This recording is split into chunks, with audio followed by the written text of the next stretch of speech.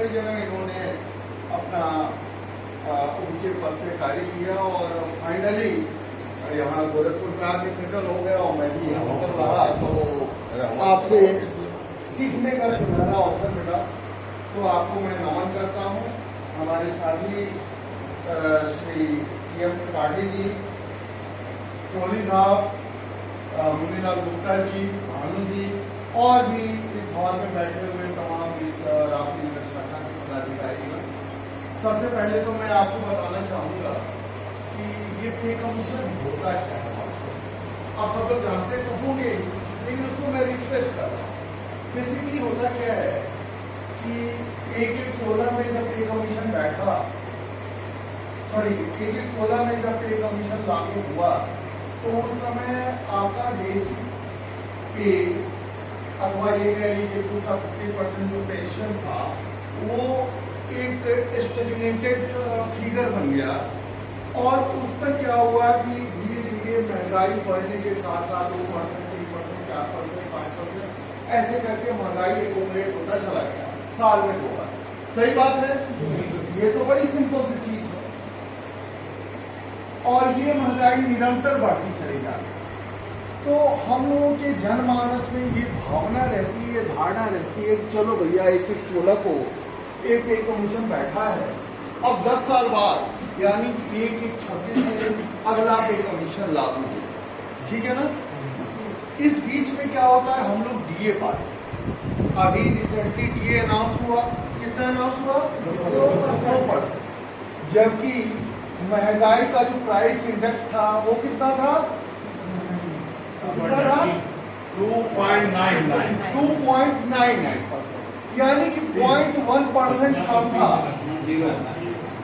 जो भी हो 0.01% या 1% कम था, जिसके वजह से ये राउंड फिगर लेते हुए केवल 2% अनाउंस कर दिया गया।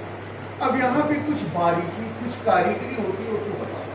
महंगाई लोग कैसे डिसाइड करते हैं कि ये 2% हुआ, 3% हुआ, 4% हुआ। गवर्नमेंट के कुछ नॉमिनेटेड ग्रोसरी, किराना के दुकान है, कुछ सब्जियों के दुकान है, कुछ फल के दुकान है और कुछ FMCG फ्रीक्वेंट मूविंग, ये जो साबुन तेल वगैरह होता है, इससे रिलेटेड दुकान है, उन दुकानों से ये कोटेशन लेते हैं और उसके आधार पे प्राइस इंडेक्स बनाते हैं और महंगाई अनाउंस करते हैं कि भैया ये महंगाई है। क्या ये सही प्रोसेस है क्या कि आप चुनिंदा दुकानों से कोटेशन लीजिए? सरासर गलत। ओपन मार्केट से रैंडम बेसिस पे सैंपलिंग को इकट्ठा करना चाहिए और उस सैंपल के आधार पे उसका एक एवरेजिंग करके इनको महंगाई का वो करना चाहिए। नंबर 1। दूसरी चीज, हो रहा है 2.99% या 2.98% और ये क्या करते हैं, 0.98 को कैरी फॉरवर्ड करते हैं, ठीक है, और अनाउंस करते हैं 2%। और वो 2% भी, ये दो बातें तो हो गई, और वो 2% की बहुत ही मजेदार चीज कि जनवरी में क्यों था, अभी तक या अप्रैल गुजर गया, अभी तक उसका लाभ किसी को नहीं। यानी कि ये जो 4 महीना रहा, 4 महीने का पीरियड में आपने जो अपना लाइफ गुजारा, जीवन गुजारा, वो क्या किया, रिड्यूस्ड महंगाई पे ही गुजारा। यानी कि ये जो पीरियड था ये आपका बफर पीरियड, समझ रहे ना। तो ये 4 इसमें फ्लॉ है। अब सुनिए, अब सरकार क्या करती है, जो पॉइंट वाला जो आइटम है इसको क्या करती है, इसको फिर कैरी फॉरवर्ड करती है, ठीक है ना। और लास्ट में जब 10 साल का पीरियड गुजर जाता है, उस समय इन सबको जोड़ के एक फिटमेंट फैक्टर बना देंगे। और बस वही है कि आपका एग्जिस्टिंग पेंशन प्लस कुछ महंगाई का अंश ले लिया इनटू फिटमेंट फैक्टर और मिला जुला के ये डिक्लेयर कर देता है भैया ये आपका अगले पे कमीशन का फॉर्मूला। क्लियर हो गया आपको?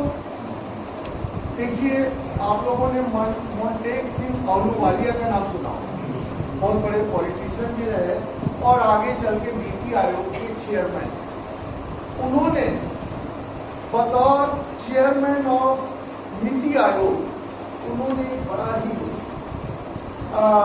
गजब का स्टेटमेंट दिया, गंभीर स्टेटमेंट दिया। उसमें इन्होंने कहा कि वास्तव में हम पे कमीशन के माध्यम से अपने कर्मचारियों अथवा पेंशनर को कोई ऊपर से लागी चीज नहीं देते हैं, बल्कि हम जो उनके 10 साल के पीरियड में निचोड़ा हुआ महंगाई भत्ता होता है। निचोड़ा हुआ क्यों कह रहे हैं? इसलिए क्योंकि 2% जो जनवरी में मिलना था, आप 4 महीना बफर में किए। आपने जो 2% डिक्लेयर किया वो नॉमिनेटेड शॉप से आपने किया, जबकि मार्केट का प्राइस रेंज अलग अलग होता है, ठीक है ना। तो ये सब तमाम फैक्टर्स को मिला के उन्होंने वर्ड डाला स्क्वीज्ड डीए। स्क्वीज्ड डीए, आप निचोड़ा हुआ महंगाई को आप क्या करते हैं, बेसिकली एक छोटे से ट्रीटमेंट फैक्टर के साथ मल्टीप्लाई करके आप एक कमीशन के रूप में देते हैं। आप कोई बहुत बड़ा चीज नहीं देते हैं, बल्कि उनका जो हक बनता है उसमें भी आप कहीं ना कहीं से कटौती करते हैं। This is his statement. आप लोग गूगल पे जाकर सर्च करें। अब दोस्तों सवाल ये उठता है कि हम 1-16 से 1-26 तक 10 साल का लंबा पीरियड उन्होंने गुजारा। किस चीज के लिए गुजारा? भैया अगला वेतन आयोग बैठे तो हमारे पेंशन में अथवा कर्मचारियों के सैलरी में थोड़ा सा इजाफा हो। जितना इजाफा होना चाहिए उतना नहीं होने वाला है, लेकिन ये पूरी तरह बैठे थोड़ा सा इजाफा। और जब इस उम्मीद के साथ हम पेंशनर लोग, क्योंकि एम्प्लॉइज को मैं माइनस कर देता हूँ, 8वें वेतन आयोग का जो भी आवाज उठा सिर्फ और सिर्फ आप लोगों ने उठाया, पूरे देश के पेंशनर्स ने उठाया, हम लोग के भारत पेंशन समाज ने उठाया कि भैया 8वें वेतन आयोग का गठन करो, 8वें वेतन आयोग का गठन करो। क्यों? क्योंकि 1-1-26 से लागू होने वाला है। वेतन आयोग का जब गठन होता है तो 2 साल को वो वैसे ही अपना बयान लेने में, डाटा कलेक्शन करने में कर देता है, और 6 महीना जो है उसको एग्जामिन करने में और लागू कराते कराते 3 साल का मौका गुजर जाता है। तो हम लोग 2023 से इसकी आवाज उठा रहे हैं कि भैया करो करो करो, और सरकार कानून पेड़ डाले बैठी हुई थी। जब सरकार को यह महसूस हुआ कि दिल्ली का इलेक्शन आ गया है और इस बार हम बुरी तरह फिर मात खाएंगे, तो सरकार ने कहा कि चलो हम पेंशनर को खुश करने के लिए 8वें वेतन आयोग के गठन का अनाउंसमेंट कर देते हैं। और इस बगल शिव गोपाल मिश्रा को और उस बगल NFIR के जो है राघोलिया जी को खड़ा कर दिया। ये लोग भी खुश कि भैया चलो 8वें वेतन आयोग की घोषणा। सही बात। अब ये लोग तो उस समय बड़ा चाहिए, लेकिन इनसे जब सवाल पूछा गया कि आज तक क्यों नहीं आपने उठाया आवाज, तो इनके मुंह पे ताला लगा हुआ है कि कुछ नहीं। सही बात है, मैं गलत कह रहा हूँ। अब दोस्तों ये तो हो गया आपका, हमको वेतन आयोग से मिलता क्या, और वेतन आयोग के लिए हम लोगों ने क्या संघर्ष किया है उसके बारे में छोटा सा हमने आपको विवरण दिया। लेकिन जैसे ही 8वां वेतन आयोग के अनाउंसमेंट की बात आई तो हम लोग ये समझ रहे थे कि भैया अनाउंसमेंट हो गया है, अब कुछ दिन बाद जो है कमेटी बैठ जाएगी, वो अपना काम शुरू करेगी। लेकिन दोस्तों जनवरी में अनाउंसमेंट हुआ, आज ये अप्रैल चल रहा है, अभी तक कमेटी का गठन हो कुछ नहीं, नथिंग। हाँ, इस बीच में 2 डेवलपमेंट बड़ा जबरदस्त हुआ। पहला डेवलपमेंट हुआ कि हमारे सांसद और माननीय सांसदों ने पार्लियामेंट में मेज को थपथपा के अपना वेतन और भत्ता इकट्ठे 24% बढ़ा दिया। बढ़िया काम हुआ ना, सब लोग खुश हैं, आप लोग खुश हैं। टेंशन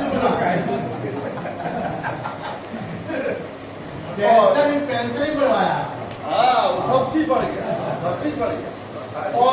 और सुनिए, उस न्यूज को अगर आप गौर से पढ़िए, देखिए, तो उस न्यूज में लिखा हुआ है कि this is only to meet out inflation in the market. Market में, बाजार में जो इन्फ्लेशन हुआ है, महंगाई में जो वृद्धि हुई है, उसको मीट आउट करने के लिए 24% बढ़ा रहे हैं। 24% होता क्या है भैया? 1/4 होता है। क्यों? जो उनका वेतन भत्ता मिल रहा था उसका 1/4 उन्होंने इकट्ठे बढ़ाया। उसके बाद कुछ दिन बाद फिर न्यूज आई कि सेंट्रल गवर्नमेंट के कर्मचारियों, पेंशनरों का तो महंगाई भत्ता के रूप में 2% दिया जा रहा है।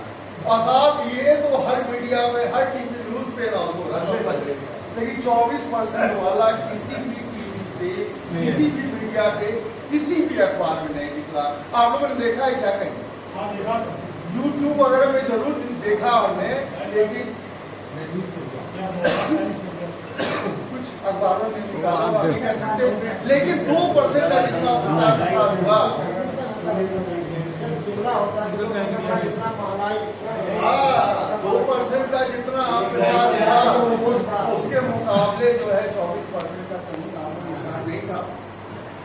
इसी में बड़ा अच्छा कहा है 2 पंक्तियां कि वो कत्ल भी करते हैं, वो हम आह भी करते हैं तो हो जाते हैं बदनाम, और वो कत्ल भी करते हैं तो कोई कुछ नहीं। समझ रहे? अब सुनिए,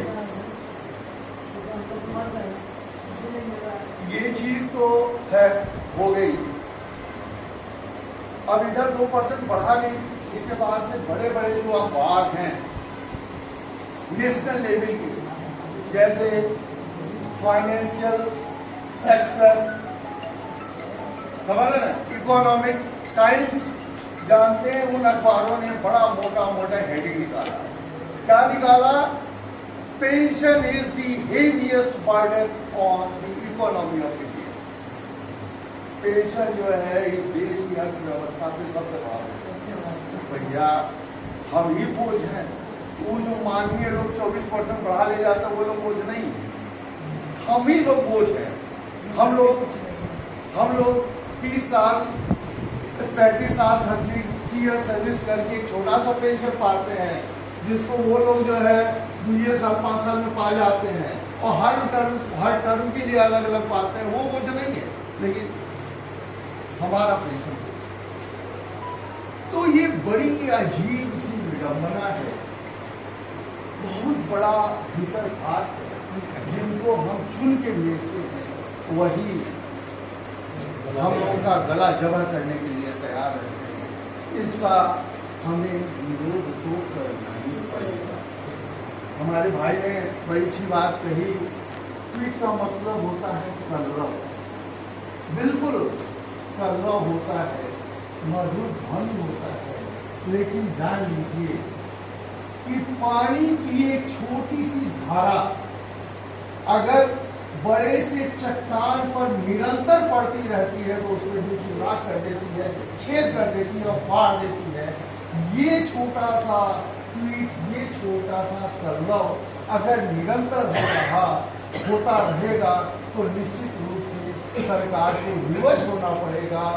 और इसका हम लोगों ने बहुत बड़ा उदाहरण देखा जिस दिन लोकसभा और राज्यसभा से काला कानून पारित हुआ और उसके विरोध में ट्विटर वार शुरू हुआ, हजारों की तादाद में ट्वीट पहुंचा, तो अगले दिन पेंशन मंत्रालय के भारत सरकार के जो सचिव थे मिस्टर वी श्रीनिवास, वो सैटरडे के दिन, जिस दिन सारा दिल्ली बंद रहता है, उस दिन वो अपना कार्यालय खुलवा के सारे पेंशनर्स एसोसिएशन से वीडियो कॉन्फ्रेंसिंग के साथ बात किए, जिसमें भानु जी भी थे।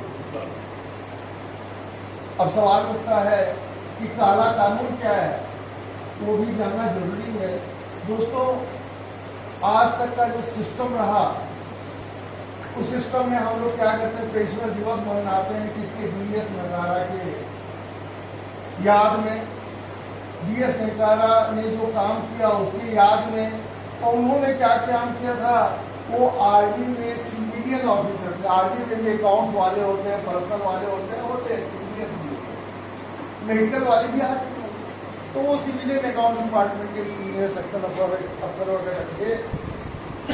उन्होंने देखा कि सरकार ने एक पर्टिकुलर ईयर से पहले के लोगों को पेंशन का एक दूसरा रेट दे रही थी और आगे भी देने की बात कह रही है, लेकिन उस डेट के बाद वालों को कहती है कि भैया हम नए इस रेट से पेंशन का पेमेंट करेंगे। तो उन्होंने कहा कि ये संविधान में हमको जो फंडामेंटल राइट दिया गया है, इक्वालिटी बिफोर लॉ, कानून के सामने समानता का अधिकार, इसका उल्लंघन, और उन्होंने इसके लिए लड़ाई लड़ी।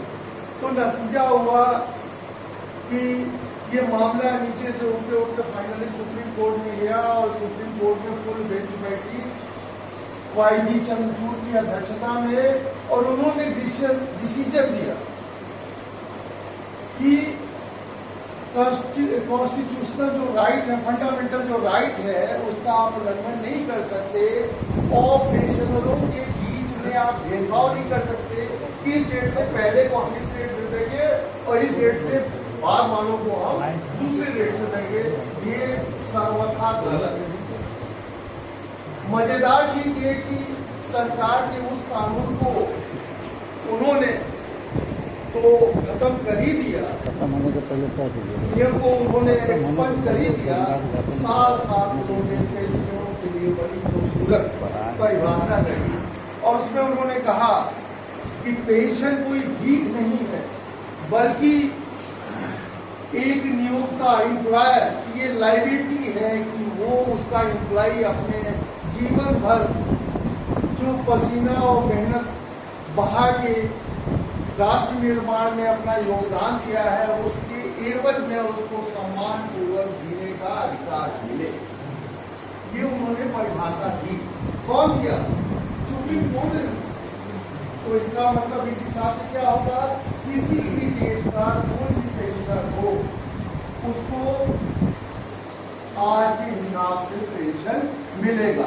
पक्का बात समझ रहे ना? मैं बताऊँ आपको एक चीज, हो सकता है आपको ना पता हो, लेकिन बताना चाहूंगा। मैं 31 जुलाई 15 को रिटायर। पहले क्या था, पहले का ये सिस्टम था, क्या 6वां वेतन आयोग आया तो वही 5वें वेतन आयोग वाला जो फिक्स्ड पेंशन था, उस पेंशन का रिवीजन 6वें वेतन आयोग में होता था और फिर उसका 7वें वेतन आयोग में होता। समझ में आया? हमारे साथ भी वही हुआ। मैं 6वें वेतन आयोग में रिटायर हुआ तो हमारे पेंशन का रिवीजन 7वें वेतन आयोग में हो गया है केस वाले। लेकिन एक सुप्रीम कोर्ट में फिर मुकदमा चल रहा था। उस मुकदमे में पेंशनर्स ने एक डिग्री हासिल की और उस डिग्री में कहा गया कि आइंदा पेंशन का रिवीजन वेतन आयोग नहीं होगा। होगा क्या? होगा ये कि जिस भी वेतन आयोग में जो बंदा रिटायर हुआ है उसका लास्ट पे लिया जाएगा, और उस लास्ट पे का वेतन आयोग फिर वेतन आयोग पहले क्या था, पेंशन का रिवीजन होता था। उसने कहा नहीं, अब अंतिम वेतन का रिवीजन होगा। क्या जब मैं 31 जुलाई 15 को रिटायर हुआ 6वें वेतन आयोग में, तो क्या हुआ, पीटीओ वगैरह बन गया, लेकिन 4 महीने बाद फिर उस नियम के हिसाब से दोबारा हमारे अंतिम वेतन का निर्धारण किया गया 7वें वेतन आयोग में, और 1000 रुपया हमारा पेंशन बढ़ गया। बात समझ रहे ना? बात समझ रहे ना? तो ये चीज क्या है, ये एक इक्वालिटी बिफोर लॉ का जो आपको संविधान के द्वारा प्रदत्त अधिकार है, उस अधिकार के तहत ये सारा काम हुआ। लेकिन जैसा कि गुप्ता जी बता रहे थे, अभी लोकसभा में उसी में बुला दी, एक सरकार ने बिल लाया। बिल में ये कहा गया कि सरकार को ये अधिकार है कि सेवानिवृत्ति के आधार पर किसको हम वेतन आयोग का लाभ दे अथवा न दे। ये अधिकार उससे हासिल कर लिया। ये लोकसभा राज्यसभा दोनों में पास हो गया, राष्ट्रपति का दस्तखत। भैया ये अधिकार तो काहे को ले रहे हैं? संविधान को तुमने ताक पे रख दिया। सुप्रीम कोर्ट का डीएस नगारा केस में जो जजमेंट था उसको तुमने ताक पे रख दिया। तो बताइए दोस्तों, दिल पे हाथ रख के बताइए, आज मैं ये कहना चाहता हूँ किसका विरोध होना चाहिए। खाली मुंह से बोलने से होगा क्या? हम आपसे हाथ जोड़ के कह रहा हूँ, मैं आपसे ये नहीं कह रहा हूँ कि आप रामलीला मैदान के वोट क्लब पे प्रदर्शन करूँ, मैं ये नहीं कह रहा, लेकिन अपना एक मोबाइल निकाल के अपनी बेटे से कहिएगा, मैं चैलेंज करता हूँ, 10 साल का अगर बेटा है उसको कहिएगा बेटा इसके एक्स ट्विटर को और एक्स कहते हैं, एक्स को इंस्टॉल कर दो तो वो इंस्टॉल कर देगा। मैं गारंटी कहता हूँ वो किसी का बेटा अगर ना कर पाए तो आप मेरे पास चले आइएगा, मैं 1 किलो रसमलाई और 1 किलो रसगुल्लाई करके दूंगा, गारंटी है। शुगर नहीं होगा हमारी मिठाई, आप जानते हैं शुगर फ्री खिलाओ। तो ये बताइए कि आप सब लोग अपने मोबाइल पे अपने बच्चों से एक्स लोड करवा सकते हैं, नहीं करवा सकते? कौन नहीं करवा सकता है? जो नहीं करवा सकता वो हाथ उठाए। आप नहीं करवा सकते हैं? अरे बच्चे नहीं है, बच्चा नहीं बता सकता। अरे यार ऐप चाहिए, तुम्हारा बेटा नहीं कर सकता इस चीज को, नहीं कर सकता तो आ जाएगा हमारे घर में, मिठाई खिलाएंगे जबरदस्त, 1 किलो खाना पड़ेगा, ठीक है ना? तो दोस्तों देखिए, इंस्टॉलेशन जो है, अरे उसमें कुछ नहीं है, गूगल प्ले पे जाइए, एक्स को सर्च कीजिए और बटनियां दाब दीजिए, दनादन चक्कर मारेगा और चक्कर मारने के बाद लिख देगा इंस्टॉल, हो गया। इसमें कौन सा बहुत बड़ा technical rocket science, everybody can do. उसके बाद थोड़ा सा एक चक्कर आता है, वो पूछता है आपसे कि आप अकाउंट बनाना चाहते हैं, आप लिख दीजिए यस, एग्री कर जाइए। फिर वो कहता है कि अकाउंट बनाने के लिए 2 चीज मांगता है, कुछ नहीं, 2 चीज कहता है, सुनिए, 2 चीज कहता है। पहला आइटम ये कहता है कि हमारे पास जो इंफॉर्मेशन अवेलेबल हो भैया, अरे 2 मिनट रुक जाइए। सुनिए, तो दूसरी चीज वो कहता है, पूछता है कि भैया आप अलग से इंफॉर्मेशन दोगे कि हमारे पास जो इंफॉर्मेशन आपका अवेलेबल है उस डाटा से हम गाड़ी पूछ सकते हैं, तो आपको एग्री करने में कोई दिक्कत है ना, आप एग्री कर जाइए। उसके पास जो इंफॉर्मेशन है उस पर वो अपना सारा काम कर जाएगा। फिर आपसे डेट ऑफ बर्थ पूछेगा, डेट ऑफ बर्थ में आज का कैलेंडर दे देगा, लेकिन ये 2025 का आज का डेट 15 अप्रैल 2025 का देगा और आपका जन्म पैदाइश हुआ है 1960 में, तो 25 वाला मेरे कैलेंडर चलेगा। तो जहाँ 25वां लिखा हुआ है छू, तो छू दीजिएगा तो क्या होगा, जब छूएगा तो 1961, 62, 58, 57, 44, 45 सारा लेके 2025 तक दिखा रहे हैं। तो अपना ईयर ऑफ बर्थ को टच कर दीजिए, समझ लेना वो हो गया। उस ईयर ऑफ बर्थ वाला आज का कैलेंडर दे देगा, यानी कि 15 अप्रैल 2061 का कैलेंडर दे देगा।